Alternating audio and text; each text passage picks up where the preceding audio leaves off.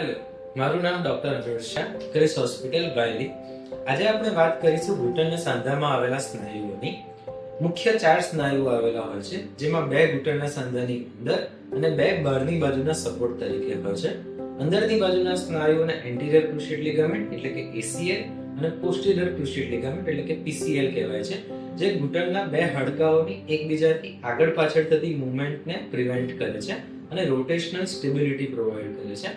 બહારની બાજુના સ્નાયુઓને મીડિયલ collateral ligament એટલે કે MCL અને લેટરલ કોલેટરલ લિગામેન્ટ એટલે કે LCL કહે છે, જે તેની આજુબાજુની થતી મૂવમેન્ટ્સને પ્રિવેન્ટ કરે છે.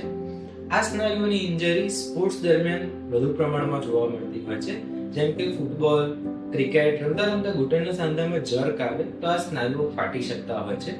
તેનું નિદાન ક્લિનિકલ એક્ઝામિનેશન અને MRI થી થતું હોય છે, અને આ સ્નાયુઓ કેટલા પ્રમાણમાં ફાટ્યા છે એના બેઝ પર એની ટ્રીટમેન્ટ પટ્ટાથી લઈ અને સર્જરી સુધીની હોય છે. વધુ જાણકારી માટે તમે અમને ફોલો કરો. Thank you.